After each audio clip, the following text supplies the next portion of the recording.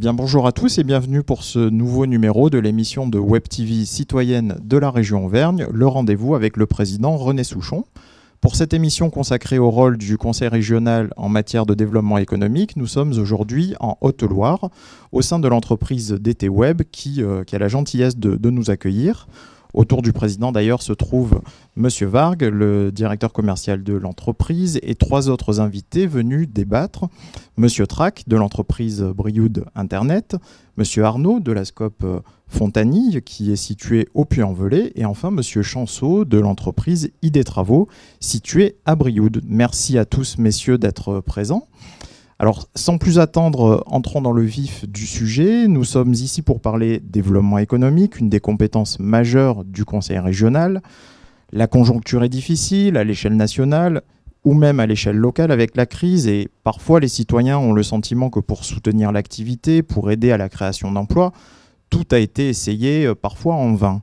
Alors, René Souchon, une première question avant de lancer le débat. En 2011, vous aviez fait appel aux citoyens auvergnats pour qu'ils confient à la région leur épargne.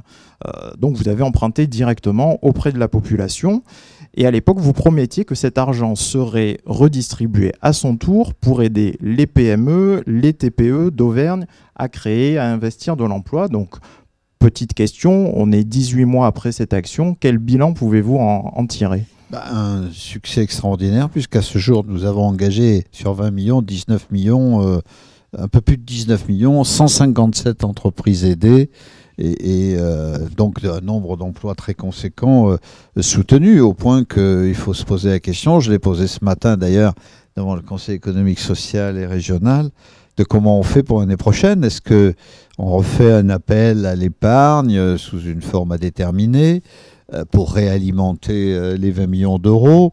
Enfin, bref, ça marche. Ça prouve qu'il y avait un formidable besoin de soutien dans les très petites et petites entreprises, que cela subsiste, ce besoin subsiste, et que l'aide qu'on apporte, ce sont pour les entreprises qui vont à l'innovation au sens large, c'est-à-dire à la modernisation, à l'appropriation du numérique, etc. Et les besoins sont encore extrêmement importants. Alors, nous sommes aujourd'hui dans une de ces entreprises, de ces 157 entreprises aidées par la région, l'entreprise DT Web. Peut-être, Monsieur Vargue, une première question. Tout d'abord, DT Web, on pense tous que c'est dans le numérique, mais qu'est-ce que vous faites exactement? Et puis, qu'est-ce qui vous a amené à frapper à la porte de la région pour solliciter une aide et à quoi a-t-elle servi, tout simplement? Alors, notre activité principale aujourd'hui, ça reste le développement d'applications mobiles, en fait. Au tout départ, la région en fait, on a été voir la région qui nous a accueillis à bras ouverts. On avait un projet qui est toujours d'actualité d'ailleurs, qui est toujours vivant, qui s'appelle Bubbies. À partir de ce projet-là, la région nous a octroyé des aides sur un plan de 24 mois, avec à la clé 10 emplois à créer. Aujourd'hui, ça nous a bien sûr aidé puisque nous avons 5 emplois qui ont été créés depuis. On est en phase de recrutement de 3 autres personnes d'ici juin. Donc voilà, on sera à 8 et même on va dépasser d'ici, j'espère, la fin de l'année. On va au-delà des 10 emplois, mais il est vrai que si on n'avait pas, c'est clair quoi, si la région n'avait pas été là pour nous soutenir, on n'aurait pas eu cette croissance sur 12-14 mois qui aujourd'hui nous permet d'être serein pour l'avenir. Très bien. C'est difficile d'avoir une aide de la région pour un projet comme ça? C'est long, c'est des dossiers, c'est long à construire. Je le dis souvent, hein, les aides sont octroyées quand les objectifs sont atteints. C'est peut-être là où parfois c'est assez compliqué puisqu'il faut d'abord créer des emplois et ensuite demander les aides qui sont en liaison avec ces emplois créés. Donc ce qui demande pour l'entreprise, on va dire des avances de trésorerie, mais bon, c'est dans le fonctionnement logique, hein, c'est tout à fait normal puisqu'on est en contrat quelque part, vous créez, on vous aide. Donc c'est peut-être à ce niveau-là où moi je dis que c'est souvent problématique pour une start-up de démarrer, de créer les emplois par avance, parce que créer c'est bien, mais bon, il peut y avoir une période d'essai, donc on ne va pas nécessairement garder les collaborateurs. Et donc c'est des frais d'engagé, des frais de formation aussi pour nous en interne. Et bien souvent, les aides arrivent. Je ne vais pas dire tard, puisque pour nous, elles ne sont pas arrivées tard, mais voilà, après, il y a ce petit jeu de trésorerie que tout chef d'entreprise connaît, entre le moment où voilà, on a déclenché les aides, la région nous a donné le feu vert, qu'on envoie le dossier, voilà, c'est bon, c'est validé, inspection du travail, etc. Enfin, tout ce qui est logique en termes de déclenchement du résultat. Et après, le retour est parfois long, mais c'est... il n'y a rien je suis pas gêné par ça sur le principe de fonctionnement, c'est normal, il y a un contrôle et puis sûr, après voilà. Vous ne parlez que de la partie aide à la création d'emplois, parce que dans le fonds d'investissement Auvergne Durable et dans votre cas, vous aviez, c'est souvent comme ça que ça se passe. D'abord, vous avez eu une subvention pour conduire, donc ça c'est de l'argent qu'on vous donne et que vous ne rendez pas pour conduire vos études. Et puis vous avez l'aide à l'emploi qu'on ne peut verser que quand l'emploi est créé. Depuis le mois de mars ou d'août 2012, où vous avez bénéficié de ces aides, on a un peu perfectionné le système. On fait davantage d'avances remboursables à taux zéro et un peu moins de subventions et sans doute un peu moins d'aide à l'emploi. Enfin, d'aide à l'emploi sous forme de subvention. L'entreprise, elle a besoin immédiatement de liquidité. Donc, on lui fait 2 à 3 ans d'avance à taux zéro. Hein. En plus, on a un dispositif de garantie qui est géré par Oseo, mais nous sommes à un virage, puisque dans quelques semaines, la Banque publique d'investissement, qui est en place au niveau national, va être mise en place avec son antenne régionale. Et donc là, nous allons avoir pour le chef d'entreprise, en tout cas c'est le vœu que j'ai formulé, un guichet unique, un dossier unique à constituer, quel que soit celui qui instruit et qui aide. Est-ce que c'est Oseo? Est-ce que c'est la Caisse des dépôts? Est-ce que c'est la région? Bon, une entrée unique sur Internet, il faut vivre avec son temps, si possible, une plateforme, un dossier qui sera le même pour tout le monde. Et là, il y aura un aiguillage qui sera fait sans que le chef d'entreprise ait à s'en occuper. Dans l'entreprise, il y aura la visite, comme on le fait toujours, soit de quelqu'un de la région, si c'est sur le volet régional qu'on aide, soit quelqu'un d'Oseo. Et le maître mot de la Banque publique d'investissement, c'est la réactivité. Faire en sorte que quand il y a un projet d'entreprise, on soit très rapidement dans l'opérationnel. Déjà sur le FIAD, vous n'avez pas attendu très longtemps, sauf pour les aides à l'emploi, puisqu'elles ne peuvent être versées que quand l'emploi est créé, mais pour la subvention, c'est très rapide, ou les avances remboursables, c'est très rapide, et nous nous réunissons au pire tous les mois. Donc un dossier, en très très peu de temps, est instruit et validé. Mais on peut toujours faire mieux, bien sûr. Oui, non, mais encore une fois, c'est pas une critique sur le fond. Hein. Après, nous, on souffre au jour le jour quand on est start-up. Et voilà, quand on attend une aide et qu'elle est retardée par, pour nous, une bricole administrative, hein, voilà, on ressent comme ça quand on est à la tête d'une entreprise. C'est difficile. Donc, ce que vous nous annoncez, ça va que dans le bon sens, où on va pouvoir avoir des avances on va dire en trésorerie par des prêts à taux zéro. Là, c'est confortable pour le coup. On peut aller jusqu'à 300 000 € en avance remboursable. Enfin, tant que j'ai les moyens d'alimenter le fonds d'investissement Auvergne Durable, puisque le problème se pose pour l'année prochaine, mais on va trouver des solutions. Très bien, merci. Alors d'ici que vous trouviez des solutions, peut-être un autre témoignage d'une autre entreprise qui a bénéficié du FIAD, la Scope Fontany, donc, qui fait partie de l'économie sociale et solidaire au titre de Scope. Peut-être peut-on rappeler aussi pour les téléspectateurs qu'est-ce qu'une Scope par rapport à une SARL, quel est le statut des salariés, et puis sur quel secteur aussi vous exercez et comment vous en êtes arrivé à solliciter la région Auvergne. Donc une Scope, c'est un ensemble de salariés qui ont repris l'entreprise Fontany suite à une liquidation. Donc nous avons racheté l'entreprise à la barre du tribunal. Donc pour la racheter, c'est-à-dire qu'il a fallu monter un financement. Donc les salariés ont amené par le biais de leur prime de licenciement et par le biais de l'ARS, c'est-à-dire qu'au niveau de la prime de licenciement, ils ont amené à peu près 60% de leur prime de licenciement et une partie de l'ARS qui nous a fait 830 000 €. Ensuite, nous avons levé des fonds au niveau c'est-à-dire par le FIAD, au niveau du crédit coopératif et au niveau d'Activo Vert, nous avons levé à peu près 450 000 euros. Donc, chaque sociétaire de la SCOP est acteur, hein. C'est-à-dire qu'aujourd'hui, il est responsable de son travail, responsable de sa société. Cette société est créée comme une vraie entreprise, c'est-à-dire que c'est comme une entreprise où on doit dégager des résultats. Donc les salariés sont motivés, c'est-à-dire que si on dégage un résultat, on partage. Si on dégage rien, ben on partage rien. Mais pourquoi on a fait ce projet? Ce projet, il a été dans un but, c'est sauvegarder l'emploi. Donc on a sauvegardé 46 emplois. Ensuite, c'était sauvegarder aussi le site industriel. Un site industriel c'est-à-dire que c'est une entreprise assez moderne, avec des machines, avec des hommes, et aussi au niveau environnement durable, c'est-à-dire qu'on a une station d'épuration, donc c'était un vrai site industriel. Et ce qu'il faut savoir, c'est que quand un site industriel disparaît, eh ben c'est la mort d'une entreprise, et puis ça ne revient plus jamais. Parce qu'au niveau machine, donc Fontany, ça représente à peu près 30 millions de matériel, donc c'était important qu'on puisse se sauvegarder. Ensuite, qu'est-ce qu'on fabrique chez Fontany?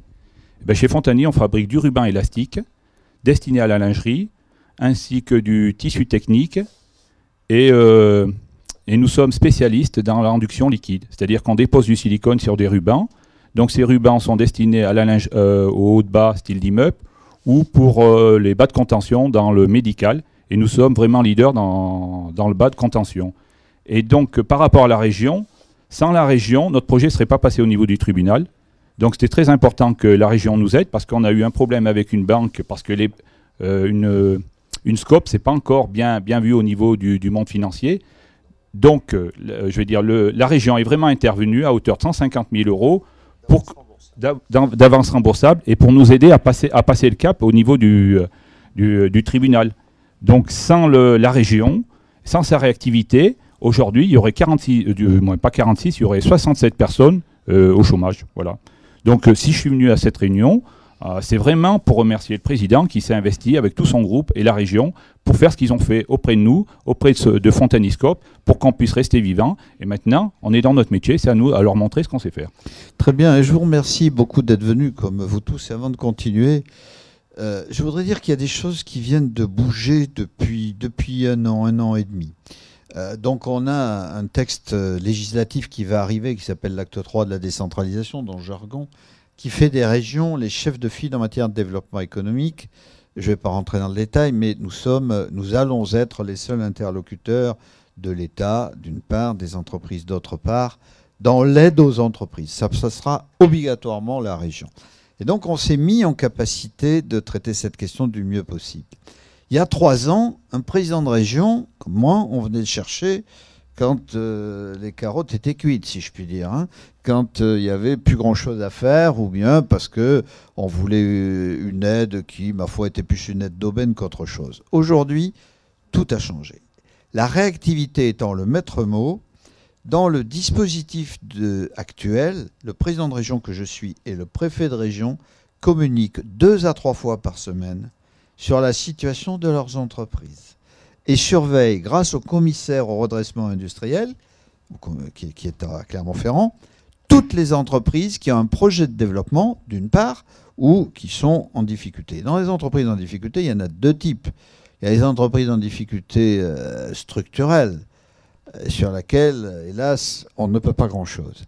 Il y a les entreprises, et il y en a beaucoup en ce moment, des entreprises qui ont des difficultés conjoncturelles, qui sont saines, qui ont de bons projets, mais qui ont un vécu difficile temporairement. Et comme on a un suivi quasi quotidien, hop, on intervient très en amont. Je ne peux pas donner le nom de toutes les entreprises que nous surveillons, que nous suivons, que nous aidons. L'essentiel, c'est que ça réussisse. Mais nous en avons, par exemple, je ne dirai pas les noms, mais au moins 2 sur Clermont qui sont de grosses PME, pour lesquelles, sans la région et sans ce partenariat avec l'État, il n'y aurait pas de solution, alors que la solution est trouvée. Quand nous allons chercher, comme il y a quelques semaines, Airbus, que nous l'amenons dans les entreprises pour les visiter, pour passer des contrats, c'est un rôle que la région n'avait pas avant, qu'elle a aujourd'hui. Et avec la Banque publique d'investissement, où le président du conseil régional sera, c'est la loi, le président du conseil d'orientation de la banque, on va encore franchir une étape. C'est-à-dire que le comportement banquier que vous dénonciez, bon, les banquiers, ils sont là pour gagner de l'argent. La Banque publique d'investissement, elle n'est pas là pour gagner de l'argent, elle est là pour ne pas en perdre, elle est surtout là pour aider les entreprises. C'est pas pareil. Et le conseil d'orientation que présidera le président du conseil régional sera là pour dire, voilà les secteurs dans lesquels il faut que vous interveniez. Et quand nous verrons un dossier qui est rejeté, on pourra demander pourquoi il est rejeté. Alors, ça peut être de très bonnes raisons, on n'interviendra pas. Au contraire, ça peut être un dossier qui mériterait d'être aidé, d'être plus aidé. Et en plus, dans la Banque publique d'investissement, Oseo aujourd'hui et la région auront des actions complémentaires. C'est-à-dire qu'on ne va pas superposer nos actions, on va être en complément les uns des autres. La région va assumer des risques particuliers qu'on va identifier, qui seront les risques non couverts par Oseo, les deux étant dans la Banque publique d'investissement. Donc cet outil nouveau, je m'arrête, cet outil nouveau me paraît aller dans le sens de la réactivité et vis-à-vis des entreprises, aller vite, rapidement, dire oui ou non, mais dire, voilà, donner une réponse et être capable d'apporter la réponse adéquate à cette entreprise. Alors, merci Monsieur le Président. Je passe la parole à Monsieur Trac. Vous êtes de l'entreprise Brioude Internet. Vous avez un projet justement de développement. Alors, est-ce que ce nouvel outil, ou en tout cas la piste évoquée par le président Souchon d'un guichet unique, quelque part, pour un chef d'entreprise qui doit à un moment donné frapper à beaucoup de portes, ça fait rêver, non? Ça fait effectivement rêver. Il y a deux choses qui me font rêver en fait. La simplicité, donc guichet unique, et la réactivité. Parce que dans le domaine du numérique, tout va toujours très vite. Il faut nous-mêmes qu'on soit réactifs vis-à-vis du marché. Ça nécessite de mobiliser des fonds parfois assez importants pour innover. Et l'innovation a été toujours dans l'ADN de Brioude Internet, puisqu'on est Oseo Excellence depuis plusieurs années.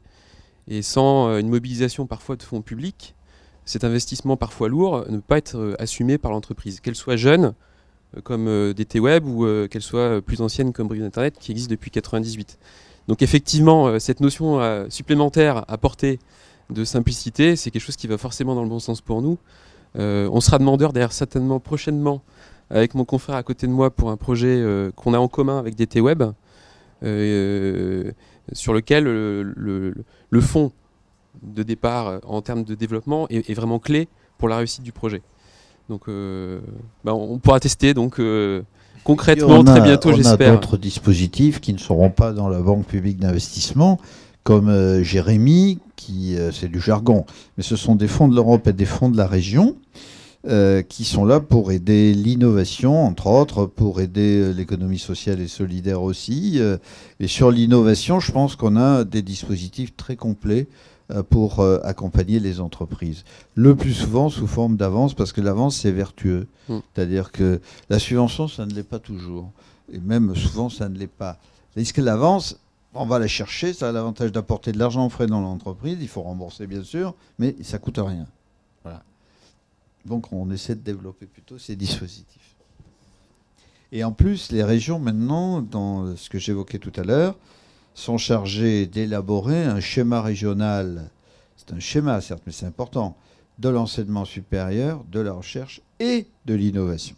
Et nous avons créé il y a quelques mois, État-région, la maison Innovergne, qui existe déjà à Clermont. Alors vous ne le saviez peut-être pas, mais elle existe, et c'est déjà un guichet unique pour l'innovation forte, où nous mobilisons tous les dispositifs qui vont sur cette innovation. On va encore améliorer la simplicité des dispositifs, de la connaissance des dispositifs et de l'opérationnalité des dispositifs.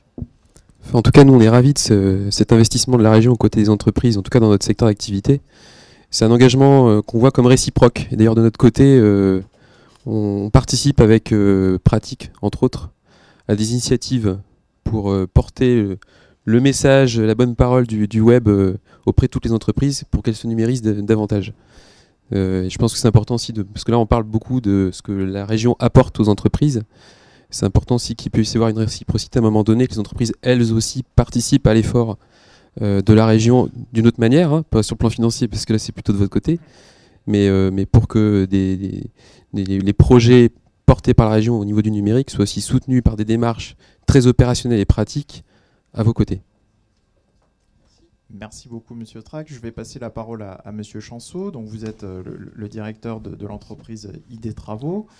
Peut-être présenter ce que fait l'entreprise à Brioude et puis en quoi, dans votre secteur, justement, les pouvoirs publics et notamment la région a pu vous aider. Donc, l'entreprise est une entreprise un peu particulière puisque c'est une entreprise d'insertion par l'économique. C'est la première qui a été créée sur la région Auvergne. Elle est implantée sur l'ensemble des départements de la région et son siège est à Brioude. On est spécialisé dans 2 secteurs d'activité, le bâtiment et le service aux entreprises. Et actuellement, je vous expliquerai pourquoi, on est en train de créer un nouveau secteur d'activité. Donc nous, quand nous avons créé cette entreprise, c'était très simplement, et de façon plus compliquée, je dirais aussi, essayer d'embaucher des personnes qui étaient en marge, les mettre dans le circuit de l'entreprise et créer finalement un tremplin pour faire qu'il y ait un passage entre une situation de chômage longue durée et le monde du travail.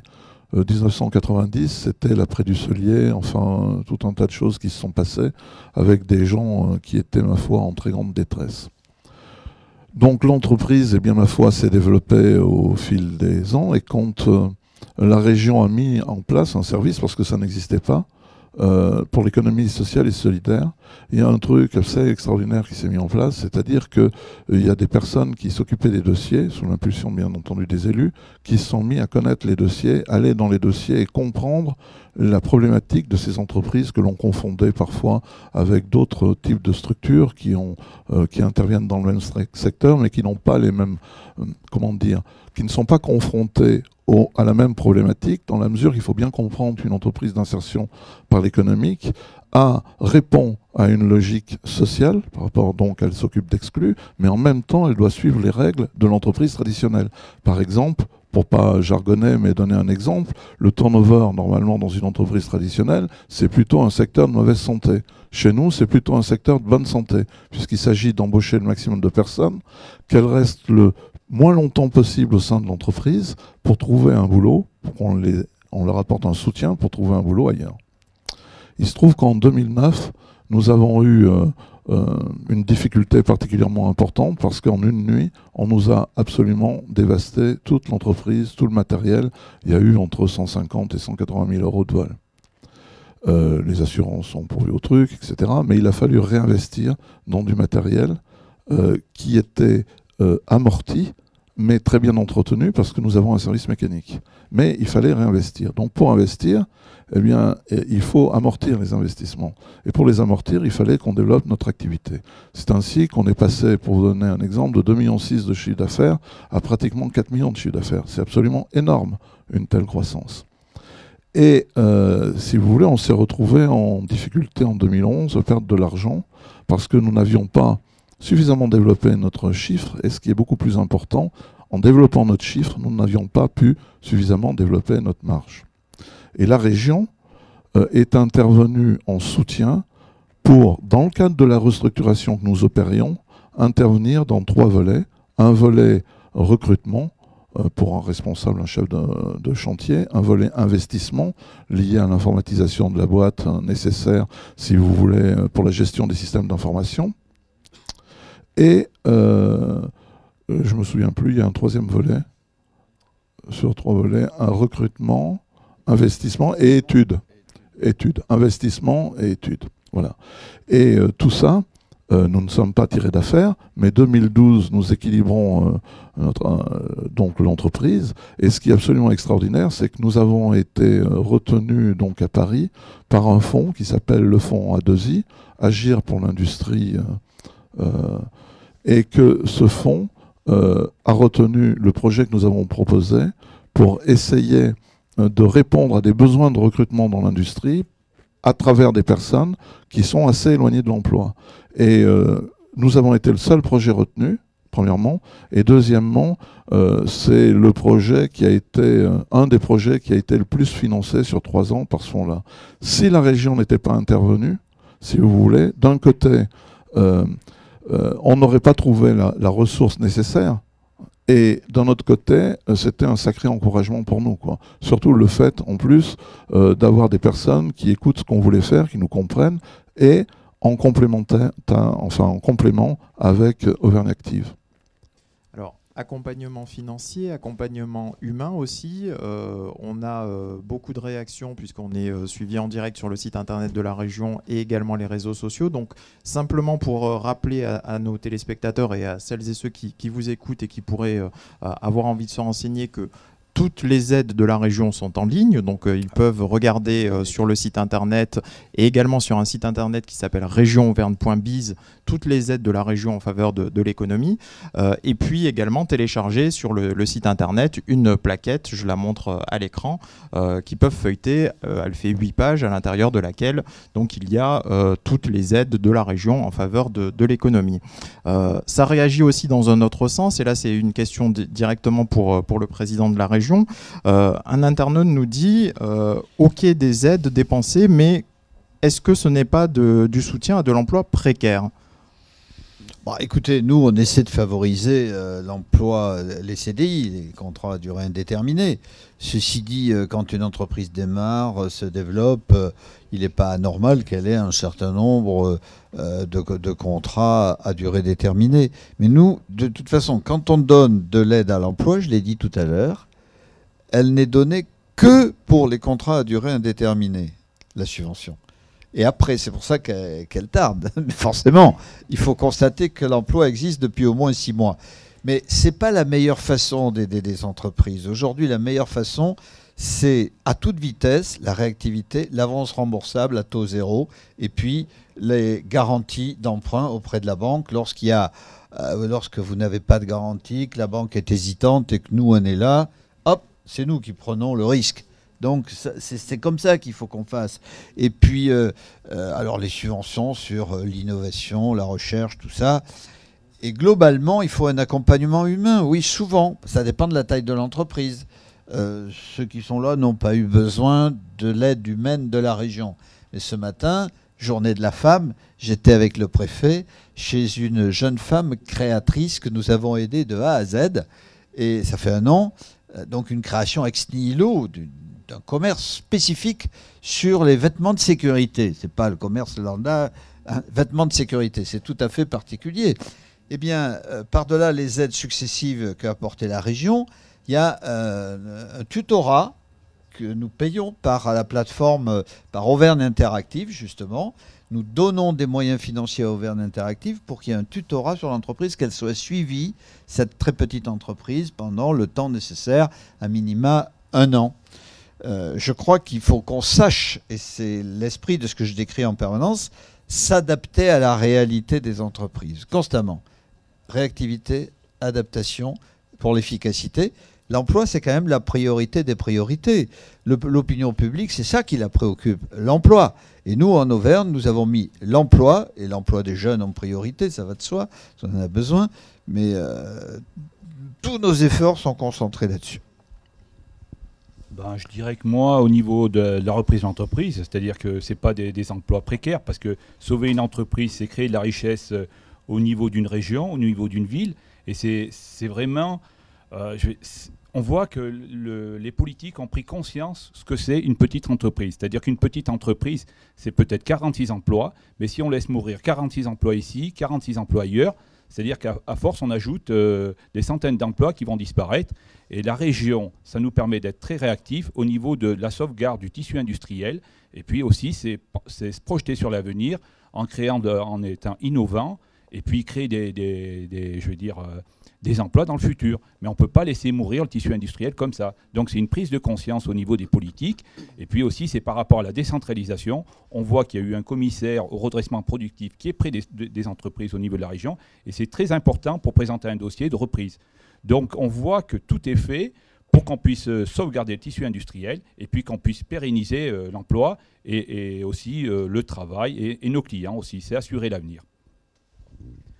Je parlais tout à l'heure des aides qu'on avait eues de la part d'Oseo. On a plusieurs personnes à temps plein, nous, au niveau du pôle R&D de Brio d'Internet.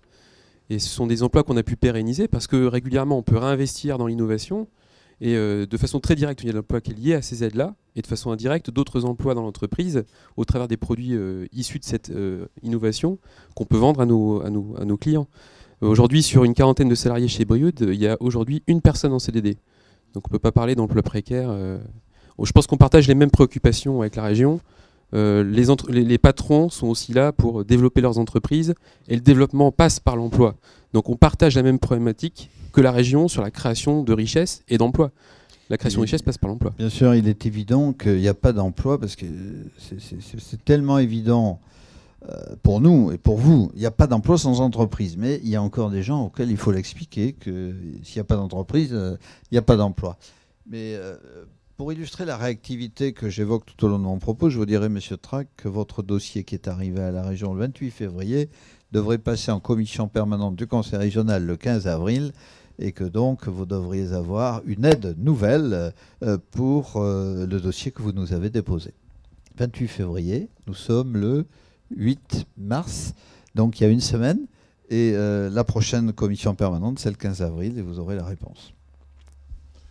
Oui, ce que je voudrais rajouter à propos, enfin à travers l'expérience que j'en ai eue, la région n'intervient pas comme un guichet automatique en fin de distribution de Kleenex ou de boissons.